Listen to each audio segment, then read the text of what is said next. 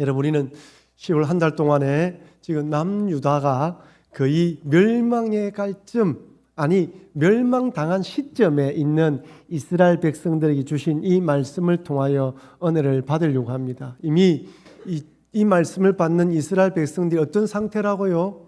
절망과 낙심과 어려운 상태에 있다는 것을 마음에 품고 말씀을 받아야 됩니다. 그래서 오늘은 인생이 무너진다고 할지라도 힘든 인생 가운데에도 우리가 어떤 믿음을 가져야 할지 하나님 주시는 말씀을 받으시면서 은혜 받으시기를 바랍니다. 여러분, 인생을 살아가다 보면 삶의 기반이 흔들릴 때가 한두 번이 아니죠. 평안하다도 또 어떤 일이 일어날지 걱정될 때가 있습니다.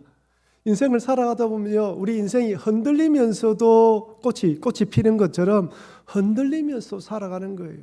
예수 믿으면 어려움이 찾아오지 않은 것이 아닙니다. 때로 어려움도 찾아옵니다. 정말 한순간에 무너지는 이 모든 것들이 무너지는 순간을 맞이할 때도 있습니다. 정말 앞으로 어떻게 살아갈까? 앞이 캄캄한 것이죠. 여러분, 지난 3월에 경남 산천에서 일어난 산불을 기억하시죠? 그때 살림 피해가 36,000헥타르예요. 36,000헥타르면 감이 안 오시죠? 축구장 50만 개가 불타버렸답니다. 주택 피해가 3,000채 이상이 피해를 입었어요. 어떤 분은 급히 피난 오느라 아무것도 가져오지 않았다며 빈몸으로 나왔다고 하면서 눈물 흘리시더군요. 삶의 터전을 잃고 서 있는 자리에 남는 건 허탈함과 절망뿐입니다. 여러분, 자연재해도 무섭지만 전쟁은 더 깊고 아픕니다. 우리 어르신들 가운데에 연세 많으신 분들은 전쟁의 피해가 얼마나 심각한지 경험하신 분도 계셔요. 지금 러시아의 침공으로 시작된 우크라이나 전쟁, 이스라엘이 공격하고 있는 가자 지구는 이미 도시 전체가 폐허로 변했습니다. 드론과 폭격으로 사람들의 눈에는 눈물이 마를 날이 없어요. 날이 없습니다. 전쟁이나 모든 것을 잃게 만든 참혹한 현실입니다.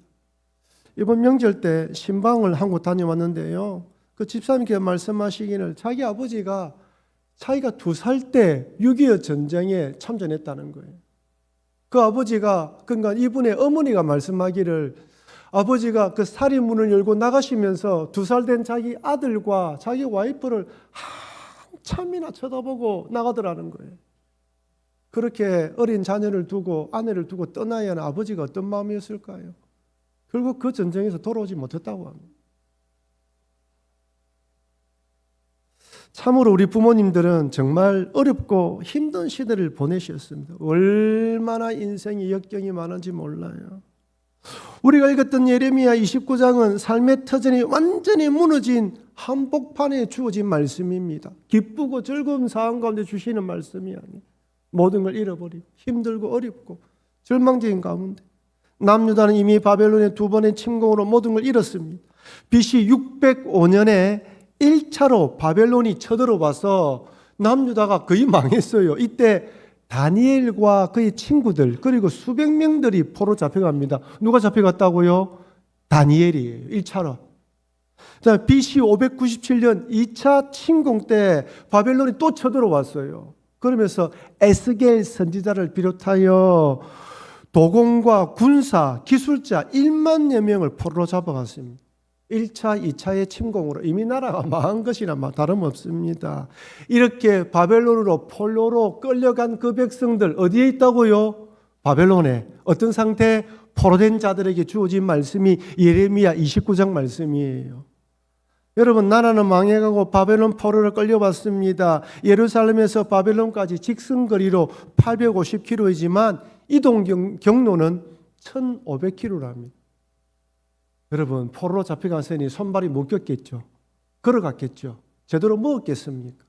보통 거리로 3개월에서 4개월 걸어가야 하는 거리라고 합니다.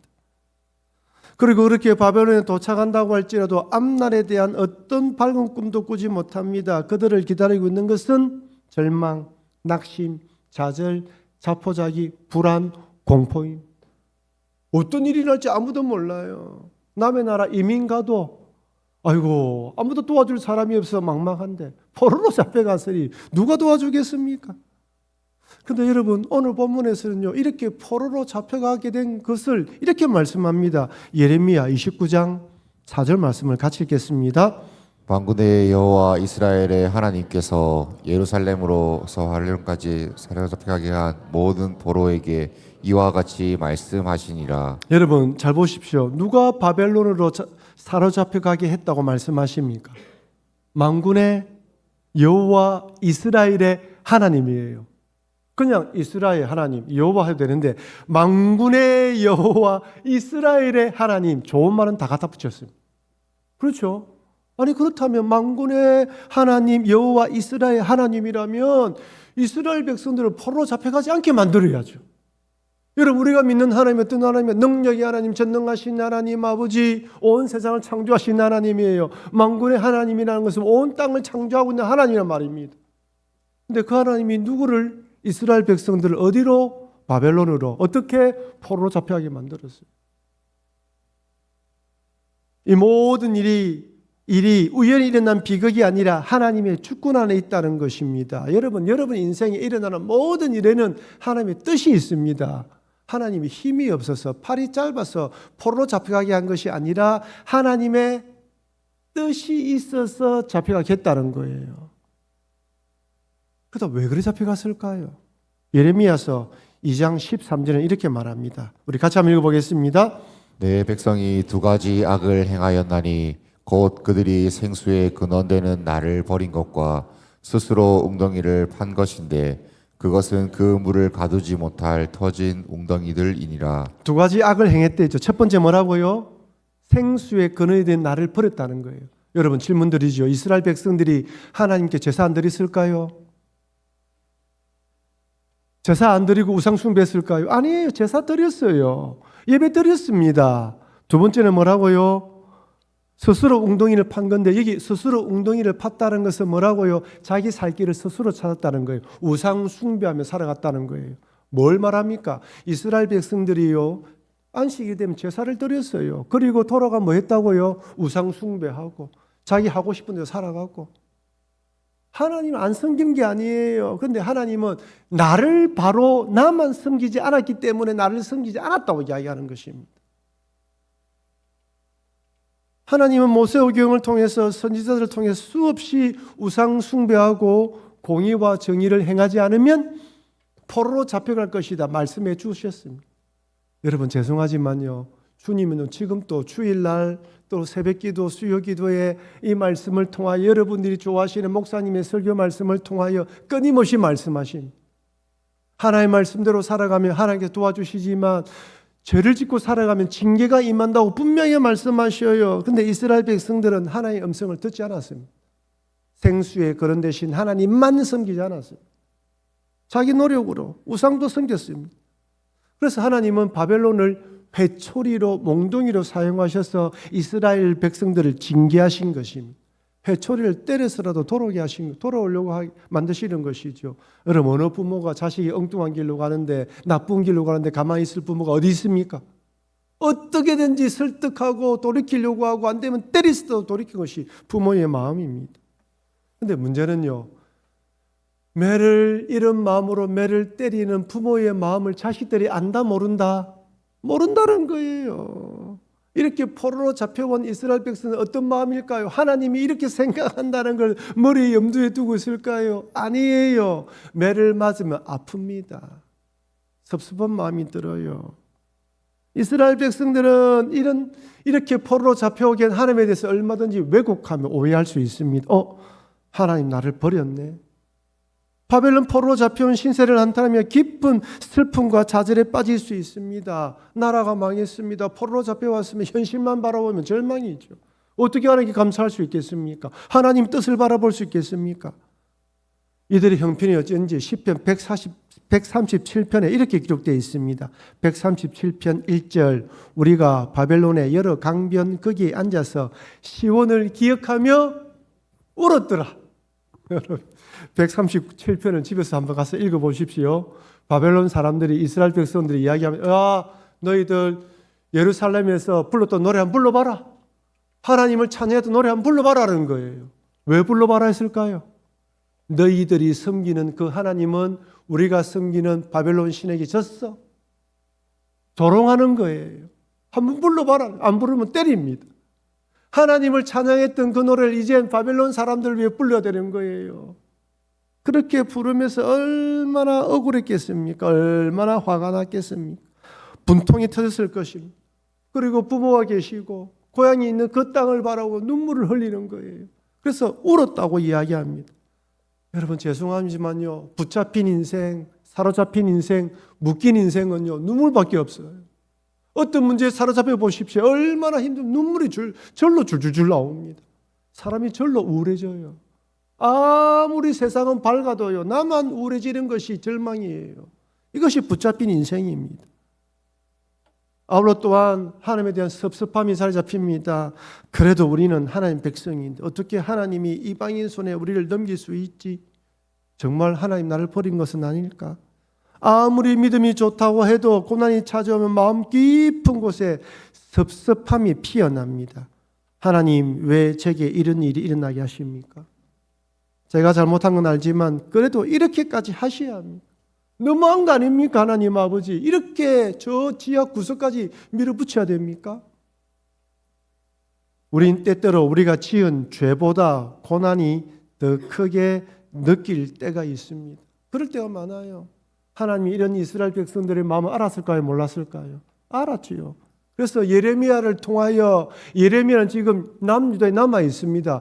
편지를 써서 보내서 오늘 본문의 내용을 편지를 보낸 것입니다. 크게 세 가지를 말씀 주십니다. 첫 번째는요, 비록 그렇다 하더라도 포로로 잡혀왔다 할지라도 망한다 할지라도 그 자리에서 믿음으로 살아가라는 것입니다. 예레미야 29장 5절 6절 우리 같이 읽겠습니다. 너희는 집을 짓고 거기에 살며 텃밭을 만들고 그 열매를 먹으라. 아내를 맞이하여 자녀를 낳으며 너희 아들이 아내를 맞이하며 너희 딸이 남편을 맞아 그들로 자녀를 낳게 하여 너희가 거기에서 번성하고 줄어들지 아니하게 하라.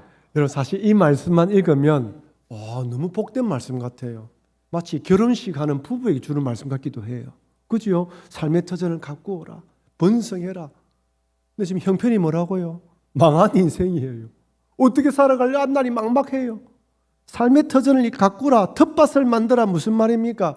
포로로 잡혀와 있는 그 시점 가운데에서도 그 자리에서도 땅을 일구라는 것입니다. 막막하죠. 아무것도 할 수 없죠. 도와줄 사람 누가 있나 생각되죠. 그럼에도 불구하고 네가 할 수 있는 최선의 일을 하라는 것입니다. 다음 주 제가 고려인들에 대한 이야기를 예하라 좀 들겠지만요. 우리 포로 일제시대 때 연해주에 가셨던 그 어려운 분들, 동포들, 그 소련에 의해서 이렇게 끌려간 내용들 보면요, 너무 비참해요. 그 삶의 터전을 읽고 가시는 거예요. 읽고 가라는 것입니다. 자포자기했다고 단정하지 말고 그 자리에서 믿음으로 하루하루 살아가라고 권면합니다. 왜냐하면 하나님은 절망의 자리에서도 얼마든지 새 역사를 시작하시기 때문입니다. 여러분 룻기를 한번 떠올려 보십시오. 남편을 잊고 시어머니 나오미를 쫓아 베들레헴에 돌아왔습니다. 고향을 등지고 돌아왔어요. 베들레헴에 돌아오면 뭐가 있습니까? 아무것도 없어요. 어머니 숨겨놓은 재산도 없습니다. 자기를 돌봐줄 사람도 없어요. 가부 두 여자가 할 수 있는 것이 아무것도 없었습니다. 지금 또 가부인 분들이 살아가기 힘든데 그 당시에는 거의 생존 자체가 불가능합니다. 그래서 룻이 하는 게 뭡니까? 이삭 줄게요. 가정, 차층 사람들이 할 수 있는 이삭을 줍는데 하나님이 어느 밭으로 인도합니까? 보아스의 밭으로 인도해서 보아스의 보살림을 받게 하고 보아스와 결혼하여 다윗의 조상이 됩니다. 끝은 끝난 것이 아닙니다. 하나님께 어떻게 결과를 맺을지 아무도 모릅니다. 무너진 자리에 새 역사를 써야 됩니다. 여러분 중요한 것은요, 하나님의 징계에는 기한이 있다는 거예요. 끝이 없는, 우리가 완전히 망하도록 내버려 두시지 않아요. 반드시 기한이 있습니다. 여러분 징계에도, 연단의 과정에도 기한이 있습니다. 하나님은 예레미야 선지자를 통해서 오늘 본문의 말씀을 통해 이렇게 말씀합니다. 예레미야 29장 10절 여호와께서 이와 같이 말씀하시니라. 바벨론에서 몇십 년요? 70년이 차면 내가 너희를 돌보고 나의 선한 말을 너에게 성취하여 너희를 이곳으로 돌아오게 하리라. 몇 년요? 70년. 기한이 있습니다. 어떤 분들에게는 70년, 어떤 분에게는 7년, 어떤 분에게는 7일이 될 수 있어요. 언제인지 아무도 모릅니다. 여러분 혹시 고난 중에 있는 분이 있습니까? 징계당하는 분이 있습니까? 힘들고 어려워도 기한이 있음을 믿으시길 바랍니다. 때가 있는 거예요. 끝까지 죽으라고 몰아보시는 분이 아닙니다. 여기 보면요, 내가 너희를 돌보고 돼 있죠. 이 돌보고라는 히브리어 단어가요, 출애굽기에 사용되었습니다. 출애굽기 3장 16절 말씀을 같이 읽겠습니다. 너는 가서 이스라엘의 장로들을 모으고 그들에게 이르기를 여호와 너희의 조상 하나님 곧 아브라함과 이삭과 야곱의 하나님이 내게 나타나 이르시되 내가 너희를 돌보아 너희가 애굽에서 당한 일을 확실히 보았노라. 여기 내가 너희를 돌보아 돼 있죠. 이 단어와 예레미야 29장에 있는 단어 동일한 것입니다.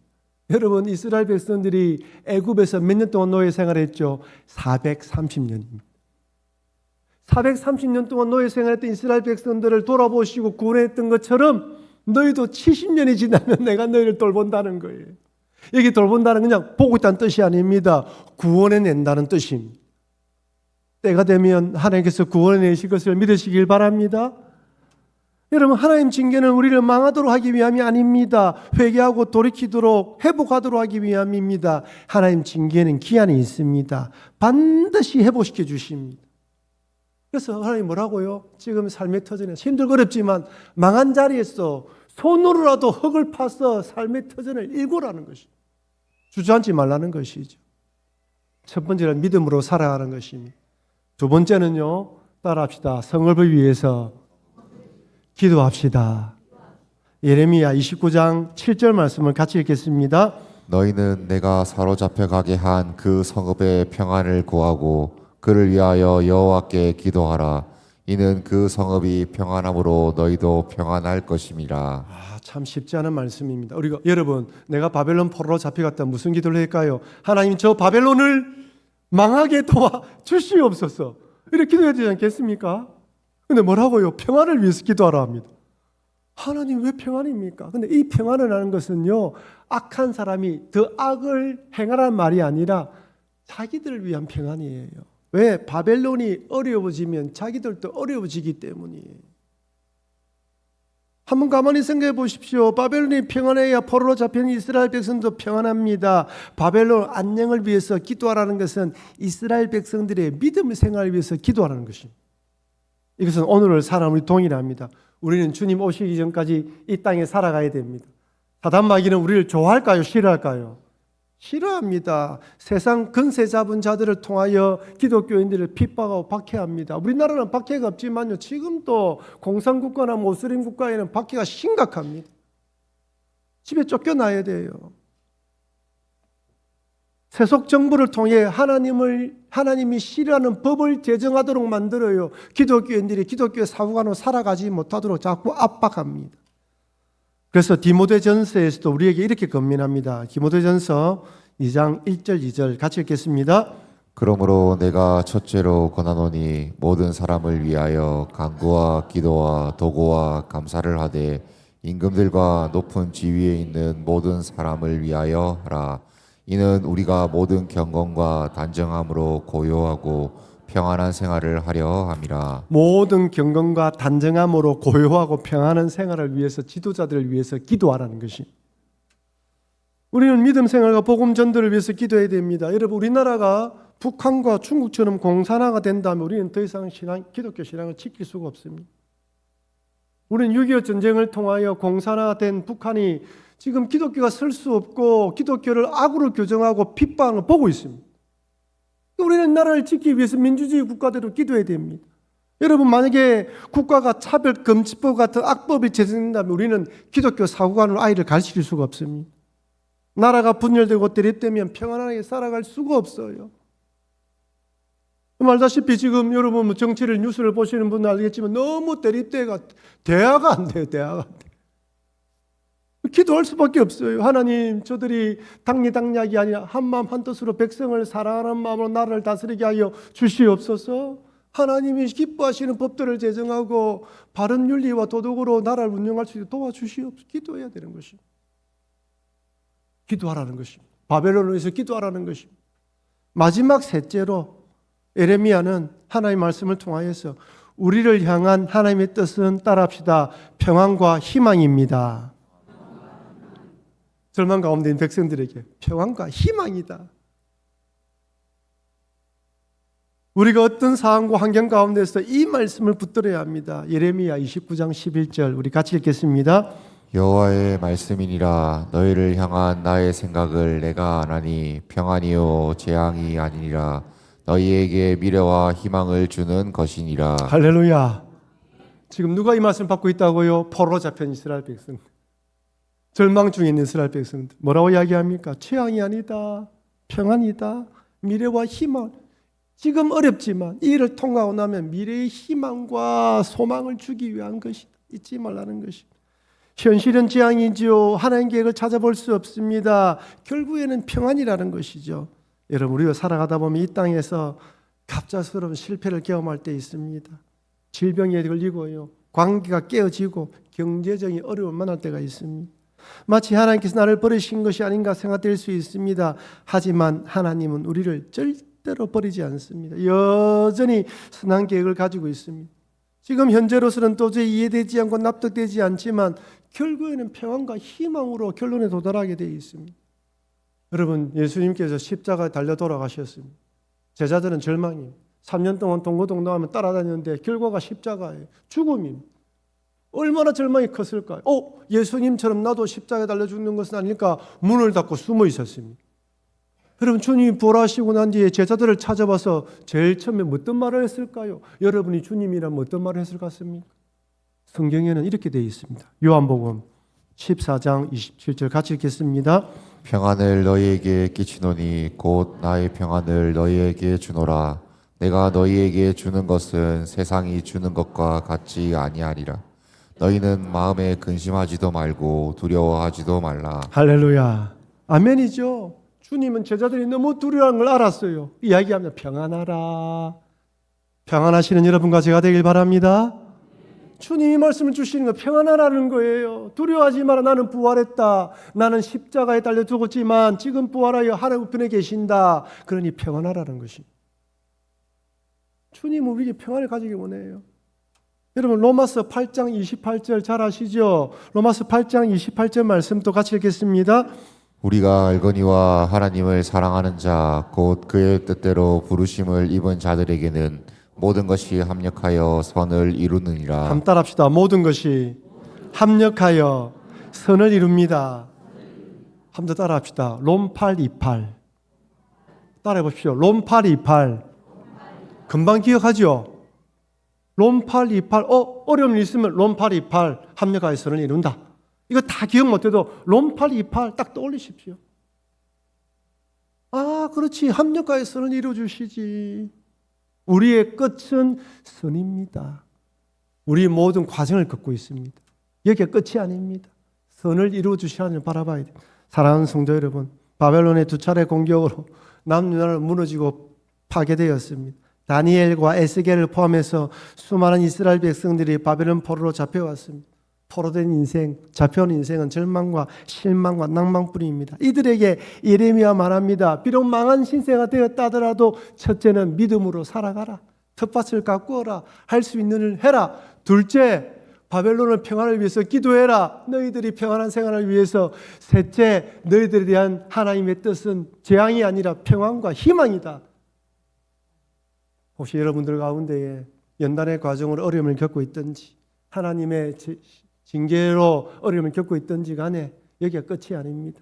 그 자리에서도 믿음으로 일어나시고 기도하시고 합력하여 선을 이루실 하나님 바라보며 믿음으로 살아가시는 여러분과 제가 되기를 주의 이름으로 축원합니다.